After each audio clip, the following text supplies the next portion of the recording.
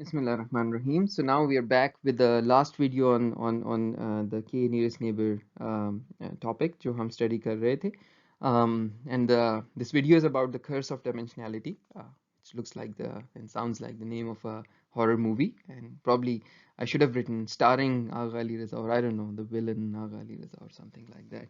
That would have made more sense in this video.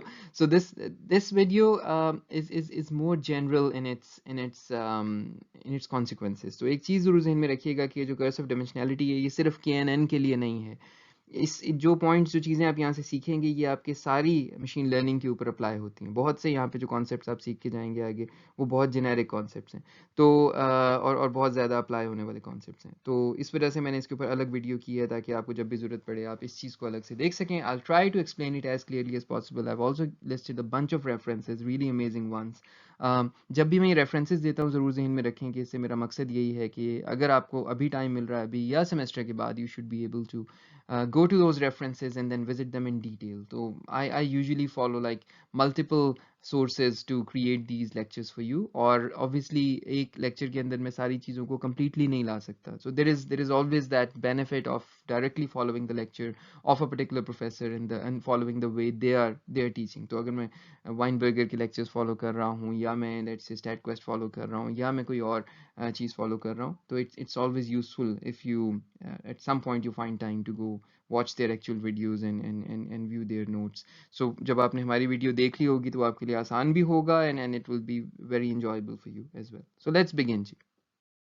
Alright ji, so these are the references for this video. Again, lecture 2, Professor Weinberger, and then I have added this new link here, The Curse of Dimensionality by Aaron. So इसके अंदर अब ये आपको जब भी time मिले इसको देखें. इंट्यूशन बिल्ड करने के लिए ये बड़ा अच्छा मुझे आर्टिकल लगा था. तो ऑल्दो कि हम जो चीज़ें कवर करेंगे वो सेल्फ कंटेन्ड है, ज़रूरी नहीं है कि आप जाकर ये फॉलो करें. But if you have time and if you want to just dig a little bit deeper into this, then this is a good source. Similarly एक चीज़ और जहन में रखिएगा कि यहाँ पर वाइनबर्गर के लेक्चर नोट्स में एक चीज़ है जो मैं कवर नहीं कर रहा और जानबूझकर नहीं कवर कर रहा.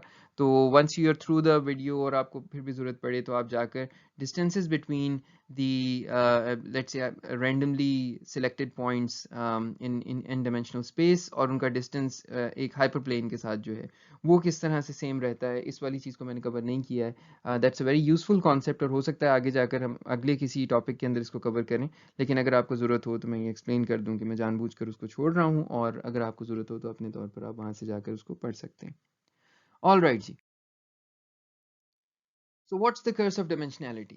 What is this whole thing? So हमारे सामने अब हम KNN के एंगल से बात करते हैं. KNN की एक बेसिक assumption है. वो assumption ये है कि जो पॉइंट्स एक दूसरे के करीब होते हैं उनका लेबल सेम होता है. प्रॉब्लम जो हम अभी देखेंगे और बड़ी अजीब सी है, एक चीज़ ज़रूर ज़हन में रखिएगा कि हमारे दिमाग ना बहुत ट्यून हुए हैं 3 डायमेंशनल स्पेस के ऊपर जिसमें हम रहते हैं. और हमें वो कॉन्सेप्ट्स जब हम इससे ऊपर डायमेंशंस को लेकर जाते हैं अक्सर बहुत काउंटर इंट्यूटिव लगने लगते हैं. यानी वो चीज़ पहली दफ़ा जब हमें कही जाए तो वो समझ में नहीं आती कि ये डजंट मेक सेंस, ये क्या हो रहा है. Because we have not experienced those dimensions, we have not lived in those dimensions. तो इस वजह से वो चीज़ें हमारी इंट्यूशन में नहीं है, वो हमारी ऑब्जर्वेशन में नहीं है. तो ये ज़रूर ज़हन में रखिएगा कि अक्सर हमें फिर मैथमेटिकली या किसी तरीके से अपनी इंट्यूशन को थोड़ा स्ट्रेच करके इन चीज़ों को समझना पड़ता है. ठीक है. तो यहाँ जो हमारा क्लेम है वो ये है कि in high dimensions points drawn from a probability distribution are never near one another. High dimensions में पॉइंट्स एक दूसरे के करीब नहीं होते. सो नियरेस्ट नेबर होते ही नहीं. अच्छा अभी ये कैसी बात है.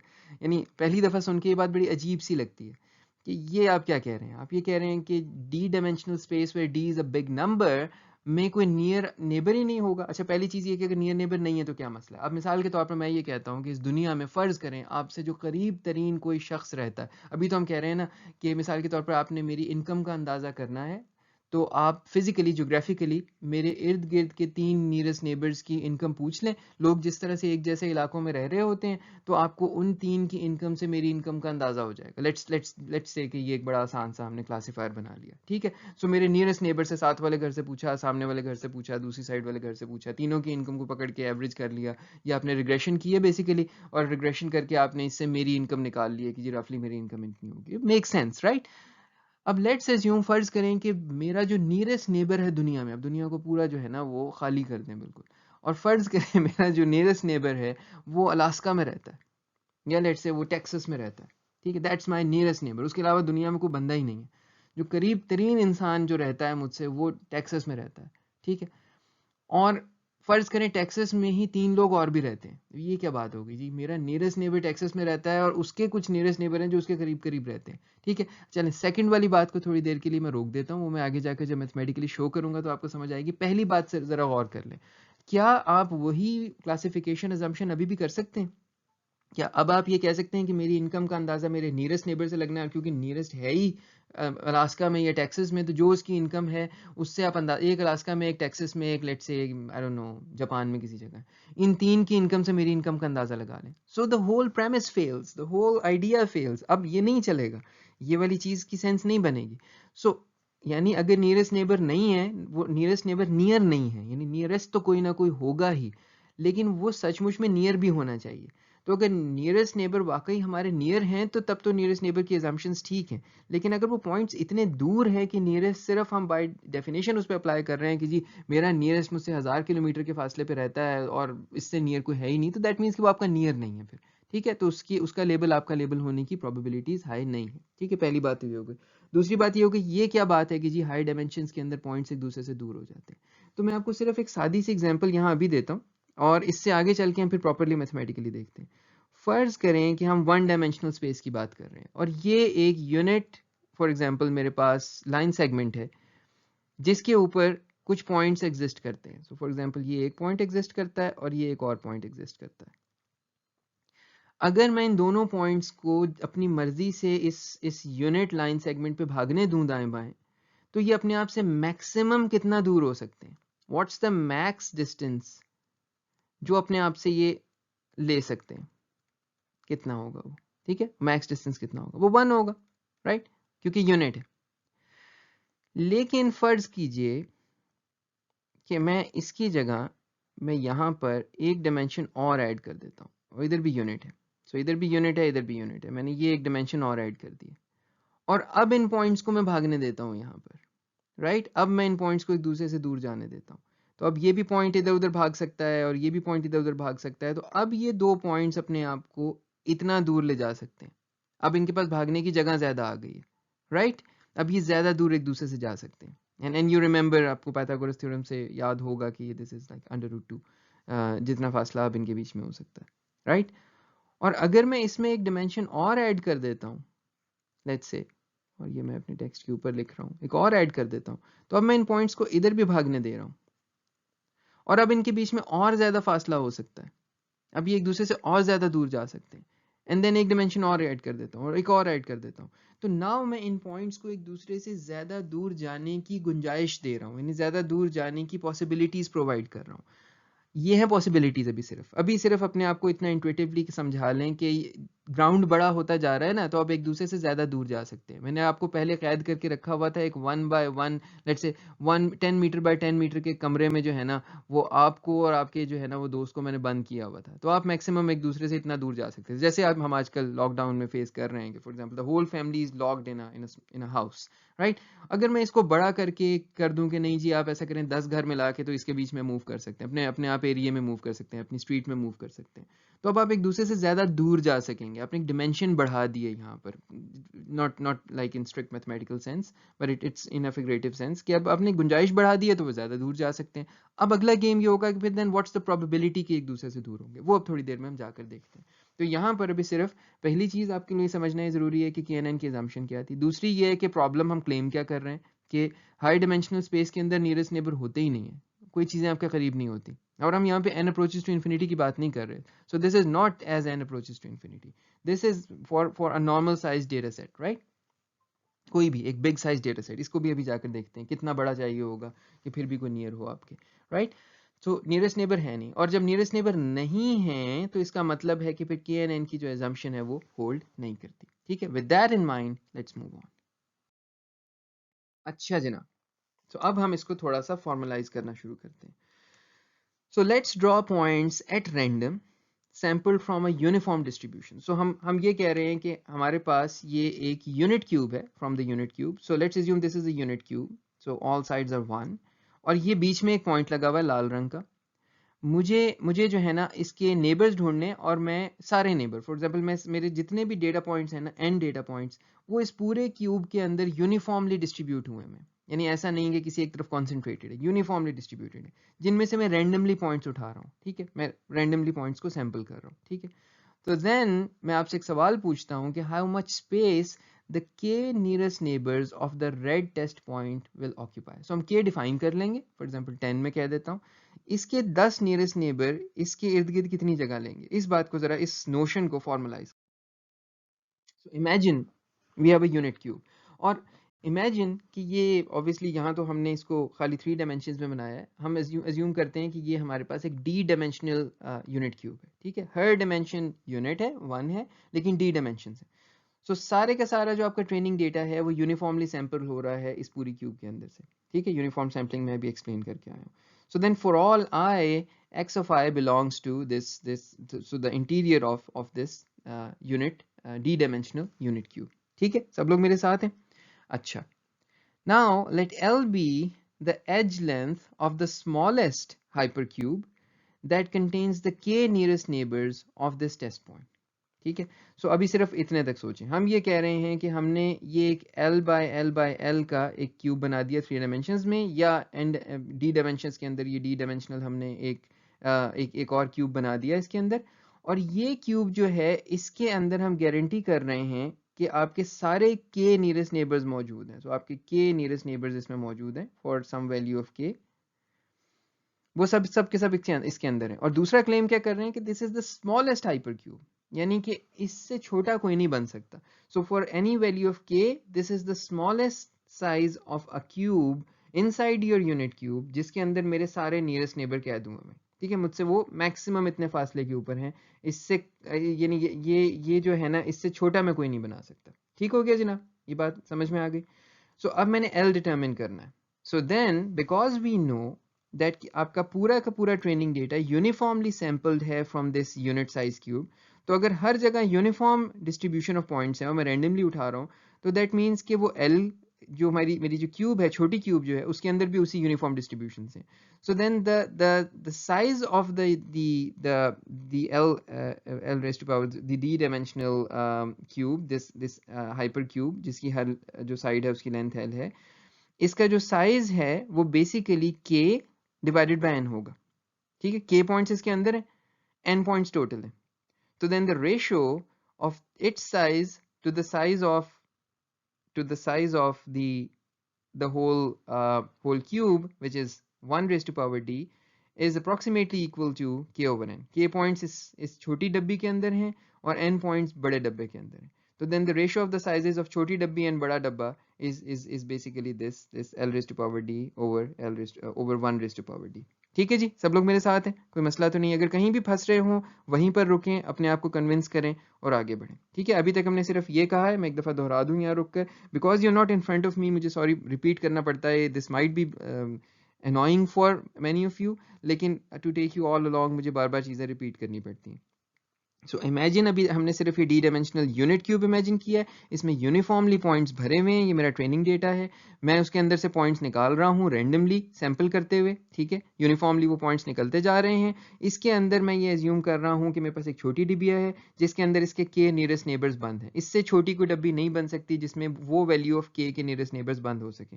अब मैं छोटी डब्बी का साइज जानना चाहता हूँ, तो एसेंशली मैं शुरू यूँ कर रहा हूँ कि मैं ratio of the size of छोटी डिबिया और बड़ा यूनिट डब्बा वो बना रहा हूँ, which is L raised to power d over 1 raised to power d।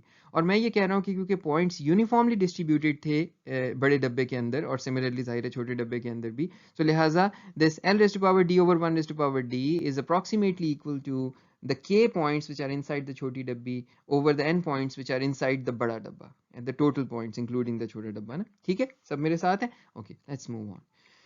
So as the points are drawn uniformly, so therefore हम सिर्फ ये d को अब दूसरी तरफ ले गए, हमने दोनों साइड पे dth root ले लिया है. So the length of a side, a particular one side L, is approximately equal to this k over n raised to power 1 over d, the dth root of this k over n. ठीक हो गया जनाब.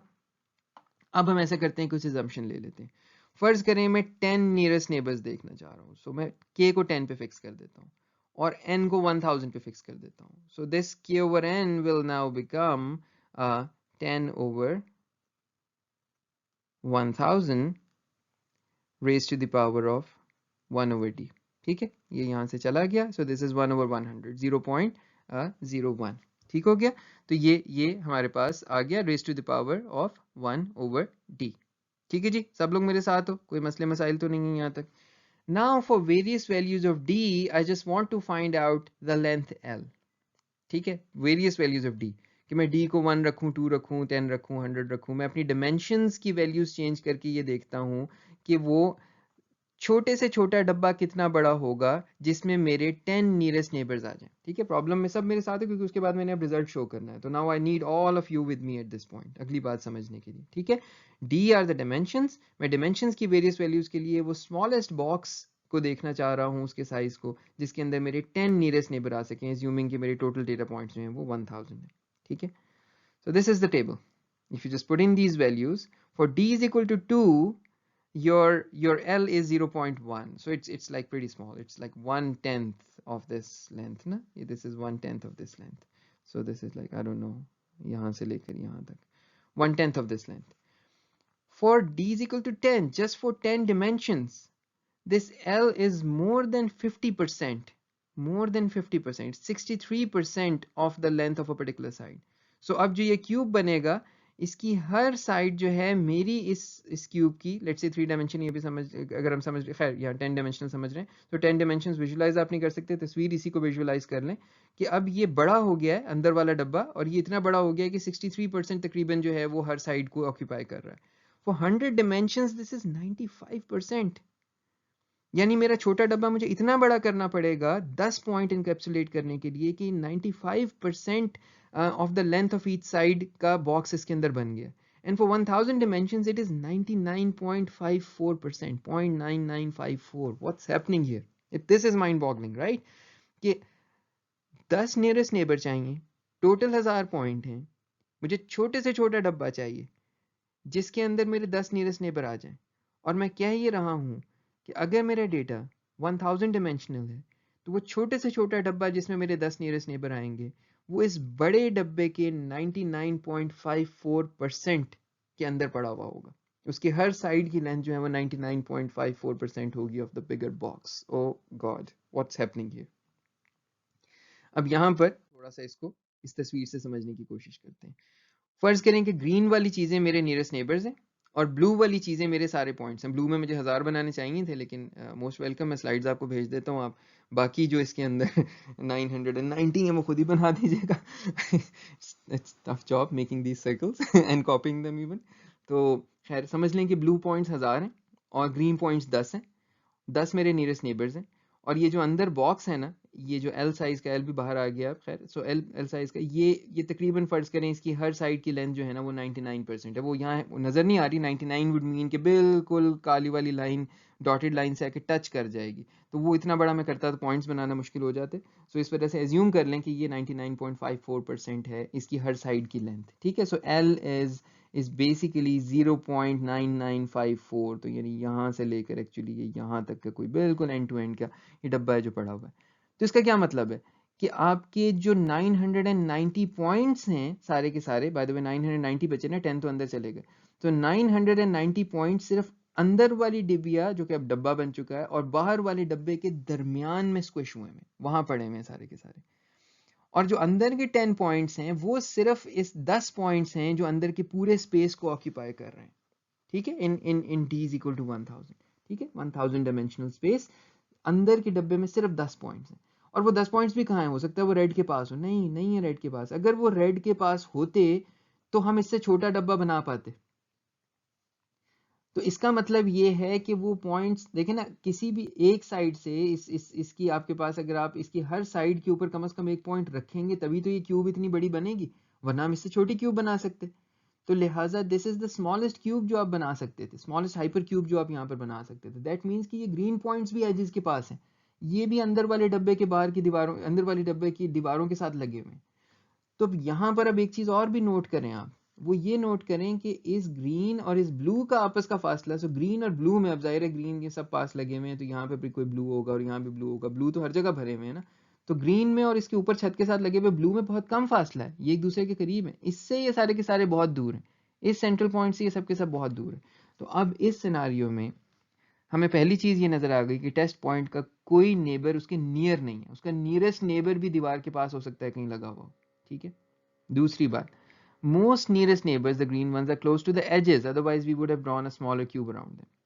All non-nearest neighbors are squished between the two cubes, very near to the nearest neighbors, जिनको हम अपने nearest neighbor कह रहे हैं ना, उनके बहुत करीब वो पॉइंट्स होंगे शायद, ठीक है। वो भी असल में करीब नहीं होंगे, वो हम यहाँ पे कह रहे हैं करीब होंगे इस पॉइंट के परस्पेक्टिव से। हर पॉइंट से इस वक्त दूर है, सब चीजें एक दूसरे से दूर चली गई हैं, right. On average things are now away from each other. ये भी हम थोड़ी सी इंट्यूशन इसकी और भी डेवलप करेंगे। तो इसका मतलब है कि वो नियरेस्ट नेबर वाला पूरे का पूरा आइडिया फ्लॉप हो गया। अब नियरेस्ट तो कोई चीज हो सकती है लेकिन वो नियर नहीं होगी, हाई डायमेंशनल स्पेस में आपके करीब कुछ नहीं रह जाता। So then why should the test point share its label with these points? So the whole premise of the k nearest neighbors fails. Your nearests are not near you. ठीक है, तो अब लेबल शेयर होने की कोई sense नहीं बनती कि मैं ये कहूं कि इस रेड को वो लेबल मिलना चाहिए जो ये अलास्का में बैठे हुए शख्स का लेबल है, उसकी सेंस नहीं बनती। ठीक है, ये पाकिस्तान में लाल बैठा हुआ है और ये हरा जो है अलास्का में बैठा हुआ है, तो इसकी सेंस नहीं बनती। ठीक है, I hope you are with me. That's the curse of dimensionality. That's what's referred to as the curse of dimensionality. As dimensions increase, points are farther away from each other and your nearest neighbors are not near you. अच्छा जनाब, अब आपके जहन में ये आ सकता है कि जी 1000 ही रखा था ना आपने, बढ़ा दें इसको, 1000 से थोड़ा ज़्यादा कर दें।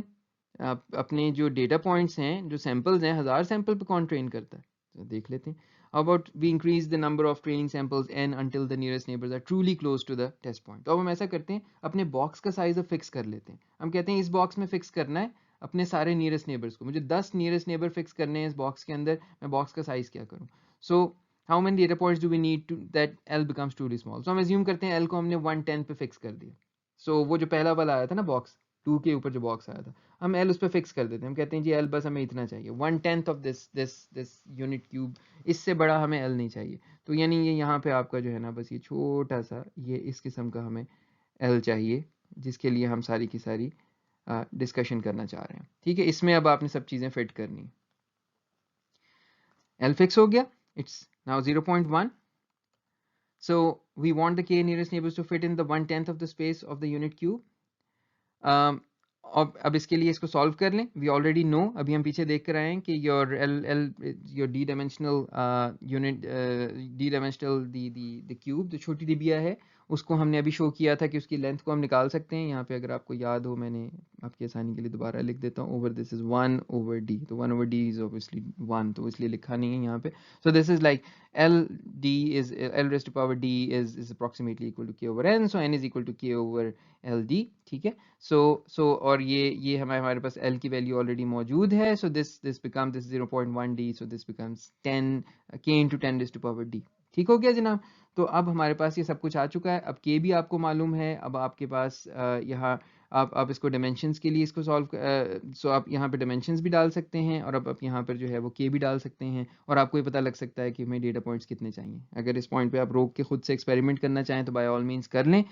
ये ज़रूर नज़र आ रहा है कि the number of training data points is now growing exponentially, which means कि अगर हमारी डायमेंशंस d जो हैं वो ग्रेटर देन 100 हो जाएं, हमारी डायमेंशंस d को अगर हम फिक्स करके ग्रेटर देन 100 कर दें, तो हमें जो डेटा पॉइंट्स चाहिए होंगे, अब आप अपने k की वैल्यू कुछ भी रख लें, 10 रख लें, कुछ भी रख लें, सो इस पॉइंट पे हमें जितने जितने डेटा पॉइंट्स चाहिए होंगे, those are more than the number of electrons in the universe.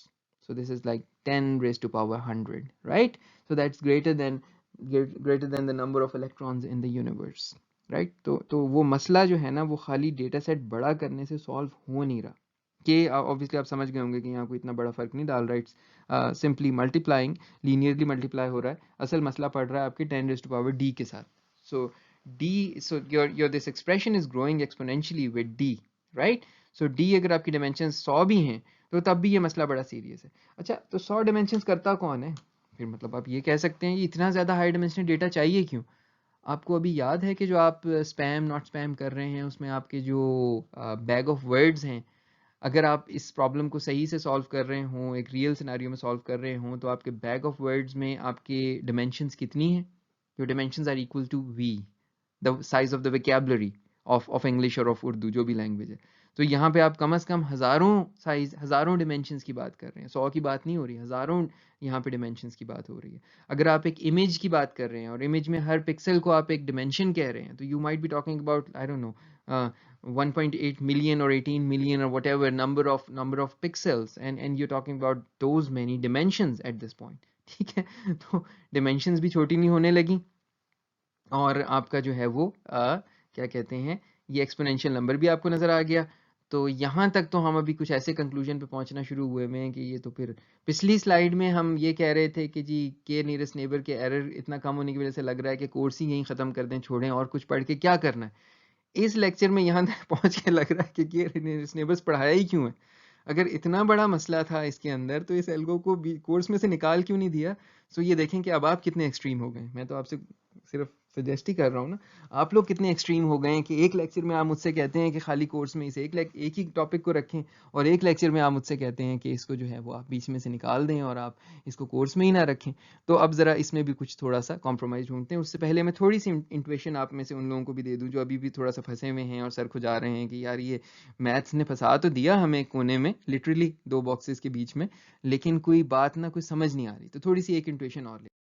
Alright ji, so let's assume that we have a unit line segment. तो ये जो आपको राइट पर नज़र आ रहा है, हम अज्यूम करते हैं कि जो इसकी लेंथ है पूरी इंक्लूडिंग दी रेड एजेस, वो 1 है। ठीक है, और इसके दोनों साइड के ऊपर ये दो एप्सिलॉन साइज के एजेस हैं, इनका कुछ भी, so epsilon is very very small as compare to 1, तो ये कुछ भी हो सकते हैं। Think of it as any number, 0.1, 0.01, anything, a small number compare to 1। ठीक है, तो इनको हम एजेस कह रहे हैं, right. Now, if I ask you, okay, what's the probability of drawing a point uniform randomly from the segment such that it does not lie on the edges epsilon? ठीक है, अब आप एज्यूम कर लें कि इस पूरी लाइन के ऊपर ना यूनिफॉर्मली आपके पास कोई भी पॉइंट ड्रॉ हो सकता है। अगर मैं यहाँ से रैंडमली एक पॉइंट निकालूं, इस यूनिफॉर्म डिस्ट्रीब्यूशन में से मैं एक पॉइंट निकालता हूँ ना, व्हाट्स द प्रोबेबिलिटी कि मेरा पॉइंट जो है वो ब्लैक एरिया में से आएगा, रेड में से नहीं आएगा। ठीक है, तो अब length of the black area कितना है? 1 - 2 एप्सिलॉन। ठीक है, so then the probability of drawing a point which is a non-edge point, any point मैं उसको लिख रहा हूँ, non-edge point निकालने की जो probability है वो 1/2 epsilon divided by length of the segment है। Because of the length of the segment is 1, therefore this probability is just 1 - 2 epsilon। ठीक हो गया? I hope आप लोग इस वक्त तक मेरे साथ हैं। Now, what if we convert this line segment into a unit square? अगर मैं इस लाइन सेगमेंट को जो है वो एक यूनिट स्क्वायर में कन्वर्ट कर दूं, ठीक है, मैं दो डायमेंशंस में चला जाऊं, so then what's the probability of drawing a non edge point? ठीक है, तो अब आप ये देख सकते हैं कि मैंने इसको बढ़ाकर, और ये रेड साइड जो हैं ये एप्सिलॉन साइज की हैं हर तरफ, और 1/1 का ये आपके पास पूरा ये स्क्वायर है, तो it's a unit square. So the probability of drawing a non-edge point would be just 1 minus epsilon multiplied by 1 minus 2 epsilon into 1 minus 2 epsilon, which is like 1 minus 2 epsilon square। अब थोड़ी देर के लिए ज़रा ये गौर कर लें कि जो 1 minus 2 epsilon है ये होगी क्या, because we know कि epsilon is a number which is very small but it's still greater than 0, ये 0 नहीं हो सकता, तो because it's not 0, therefore this this entity inside the brackets is less than 1, ये 1 से छोटा नंबर है। और अब हम इसकी पावर्स लेना शुरू कर रहे हैं, सो जब हम इसको स्क्वायर करेंगे तो ये पहले से और छोटा हो जाएगा। तो अगर ये 0.99 था तो ये और छोटा हो जाएगा, 0.98 के करीब चला जाएगा या कुछ हो जाएगा। अगर ये 0.90 था तो उस सूरत में भी और छोटा हो जाएगा। सो whatever this number was, it will become smaller. So now what if we take this to d dimensions, if we make it a d-dimensional cube? उस सूरत में what's the probability of getting an edge point. आप लोग समझ गए होंगे कि मैं बात जो है वो अब किस एंगल से लेकर चल रहा हूँ। पहले भी यूनिफॉर्म डिस्ट्रीब्यूशन की एग्जांपल थी जो पिछली एग्जांपल थी, अब मैं सिर्फ दूसरे एंगल से आ रहा हूँ कि then what's the probability of an edge point. इस पॉइंट पे जरा एज पॉइंट भी डिस्क्राइब कर लें। एज पॉइंट का मतलब ये है कि अगर उसे अपनी सारी डिमेंशंस में से किसी एक डिमेंशन में भी अगर वो एप्सिलॉन के एरिया में चला गया तो वो एज पॉइंट बन जाएगा। अगर उसकी 1000 डिमेंशंस भी हैं, वो किसी एक डिमेंशन में एज पे है तो वो एज पे है, then it's an edge point. So basically जब मैं डी डिमेंशनल क्यूब पे सवाल पूछ रहा हूँ, the probability of a non edge point for a D dimensional cube is 1 minus 2 epsilon raised to power d, and as 1 minus 2 epsilon is less than 1, this number will reach 0 very rapidly. Meaning कि हम ये कह रहे हैं कि what's the probability कि ये हमेशा ब्लैक में लाई करेगा, हमेशा नॉन एज पे लाई करेगा for all of the D dimensions, and that's a very small probability. ठीक है, फॉर एग्जाम्पल आप अगर 0.9 से शुरू हुए होते तो इवन 10 डिमेंशंस के बाद ये कोई 0.3 तक पहुंच जाती है। अगर आप 0.999 से शुरू हुए होते तो आई गेस ये कोई 1000 डिमेंशंस पे जाके 0.3 तक चली जाती है probability. So this falls really quickly. और वो जिस तरह की हम बात कर रहे हैं कि जी 10,000 वर्ड्स की विकेबलरी है या 118 मिलियन आपके पिक्सल्स हैं और उतने आपके पास फीचर्स हैं, तो then obviously it's a very very small number, very close to zero the probability के जो है वो आपका कोई भी डायमेंशन के अंदर एज पॉइंट नहीं आएगा। इस वजह से आप अभी देख कर आए हैं कि सारे के सारे ज्यादातर पॉइंट जो हैं वो एजेस से लगे हुए हैं जाकर। ठीक हो गया। So a point will become an edge point even if it's an edge point in one dimension, any one dimension. So the probability of getting a non-edge point in every single dimension is nearly zero. ठीक है, I hope now the concept is very clear to you. इसलिए मैं ये कह रहा था कि 2 dimensions 3 dimensions से जब ऊपर जाते हैं तो चीज़ें इंट्यूशन से इतनी नहीं समझ में आती, क्योंकि हमने एक्सपीरियंस नहीं किया हुआ उन डिमेंशंस को, हम उनमें रहे हुए नहीं हैं, हमने उन्हें एक्सपीरियंस नहीं किया हुआ, और हम एक कंस्ट्रेंट 4 डायमेंशन में ज़रूर रह रहे हैं टाइम के साथ, लेकिन उस डायमेंशन में हमारी मूवमेंट कंस्ट्रेंट है, हम मूव नहीं कर सकते ना, हम उसके साथ बस एक डायरेक्शन के अंदर हमारी जो एक मूवमेंट है बस वही चल रही है, राइट। तो लिहाजा हम 3 डायमेंशन ऑफ स्पेस ही को सिर्फ एक्सपीरियंस करते हैं। इस वजह से ये चीज़ें हमें थोड़ी सी काउंटर इंटुइटिव इनिशियली लग रही होती हैं, until के वी स्ट्रेच आवर इंटुइशन और वी मैथमेटिकली कन्विंस आवरसेल्व्स कि जी वाकई ये ऐसा है। ठीक है, all right. So the big question now, जो अभी थोड़ी देर पहले मैंने पूछा था कि फिर ये पढ़ा ही क्यों है और ये कैनन चलता ही कैसे है, ये तो बड़ा अच्छा एल्गोरिदम, हम इसकी बड़ी तारीफें करके आए थे। So the reality is कि for many practical problems like your spam versus not spam जो bag of words के ऊपर है, और your face recognition जो कि आपके images के ऊपर है let's say, अब इनकी डिमेंशनैलिटी हाई होती है, जैसे हमने अभी कहा कि जी वी साइज की डिमेंशनैलिटी है या आपके नंबर ऑफ पिक्सल्स 18 मिलियन वट आपकी उतनी डिमेंशनैलिटी है, but the intrinsic dimensionality of the data is very low. The intrinsic dimensionality is very low. इस बात का क्या मतलब है, इस बात को हम थोड़ा सा समझ लेते हैं। इस बात का मतलब ये है कि हो सकता है कि आपके उन वी वर्ड्स में से, सारी विकेबलरी में से एक बहुत छोटा सबसेट ऑफ वर्ड्स हो जो स्पैम और नॉट स्पैम का फर्क करता हो। फर्ज करके आपके पूरी जबान में 10,000 वर्ड्स हैं, लेकिन स्पैम और नॉट स्पैम ईमेल के बीच में डिफरेंशिएट करने वाले वर्ड्स जो हैं वो हो सकता है कि आपके पास 100 वर्ड्स हों या 1000 वर्ड्स हों या 500 वर्ड्स हों, जिसके बेस पे वो डिफरेंस हो रहा हो। So the intrinsic dimensionality, the effective dimensionality, the useful dimensionality is much smaller. उन डिमेंशंस के अंदर, क्योंकि आपका जो डेटा है वो असल में मैटर वो कर रही है, उसमें आपको नियरेस्ट नेबर्स मिल जाते हैं। सिमिलरली फॉर योर इमेजेस हैं तो आपके लेट से 18 मिलियन डिमेंशंस, लेकिन किसी शख्स की शक्ल पहचानने के लिए आपको 18 मिलियन डिमेंशंस का डेटा नहीं चाहिए। Like what Weinberger says in his lecture कि आप किसी को डिस्क्राइब कर रहे होते हैं तो आप ये नहीं कहना शुरू करते कि जी उसका अपर लेफ्ट पिक्सल जो है वो ग्रीन है।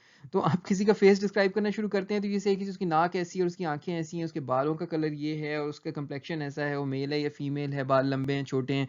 सो maybe like I don't know 20 30 40 50 attributes आप बताते हैं और शक्ल हमारे जहन में पिक्चर बनना शुरू हो जाती है, right. If you have read Arthur Conan Doyle and you know कि जिस तरह से वो एक्सप्लेन करते हैं, डिस्क्रिप्टिव राइटिंग करते हैं, लोगों की शक्लें एक्सप्लेन करते हैं और पूरी पिक्चर बन जाती है छोटे से पैराग्राफ के बाद।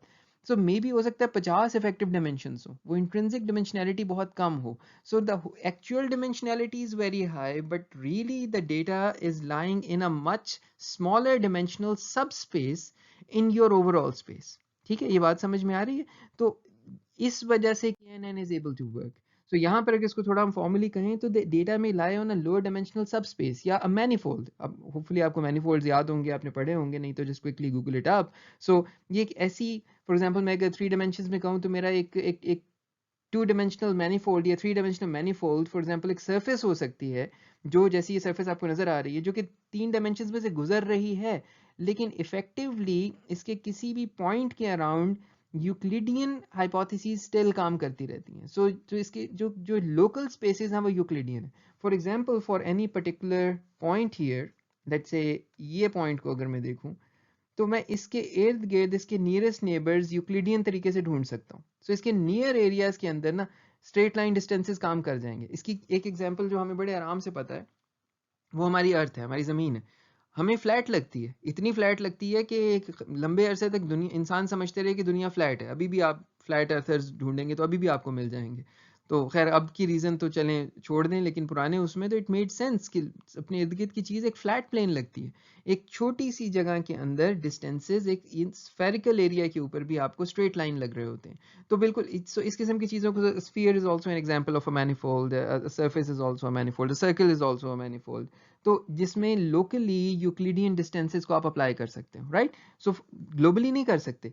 सो ग्लोबली फॉर एग्जांपल इस पॉइंट के बीच में और लेट्स से इस पॉइंट के बीच में अगर आप डिस्टेंस देखना चाहेंगे तो आपको यूक्लिडियन डिस्टेंस ये मिलेगा.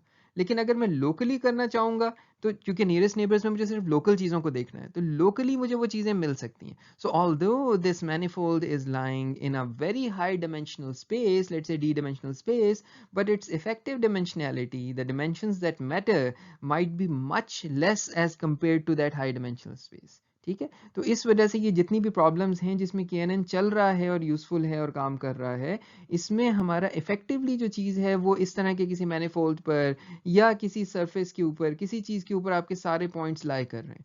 वो सरफेस पड़ी हुई बेसिकली बेशक किसी हाई डायमेंशनल जगह पर हो.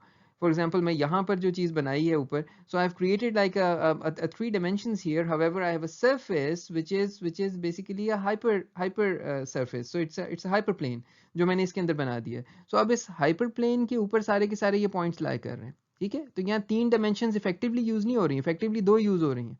तीसरी डायमेंशन के अंदर ये प्लेन पड़ा हुआ है सिर्फ. अब ये इसमें ऊपर भी हो सकता था, इसमें ये नीचे भी हो सकता था. So this is a plane that can move around in your 3 dimensions. So ये जो प्रॉब्लम्स है ना, इसमें जो चीज़ हमारे इस हाइपोथेटिकल मॉडल से मैच नहीं कर रही, जो हमने कर्सर डायमेंशनैलिटी में देखे हैं, वो ये चीज़ मैच नहीं कर रही कि हम यूनिफॉर्मली डिस्ट्रीब्यूट हुआ हुआ डेटा नहीं उठा रहे हैं अपनी डी डायमेंशंस में से, बल्कि हम बहुत ही ज़्यादा क्लस्टर्ड डेटा उठा रहे हैं जो क्लस्टर हुआ हुआ है किसी हाइपरप्लेन के अराउंड, किसी मैनीफोल्ड के अराउंड, किसी लोअर डायमेंशनल सबस्पेस के अराउंड. इस वजह से KNN is able to work. So for many practical problems, even in high dimensions, it's still able to work.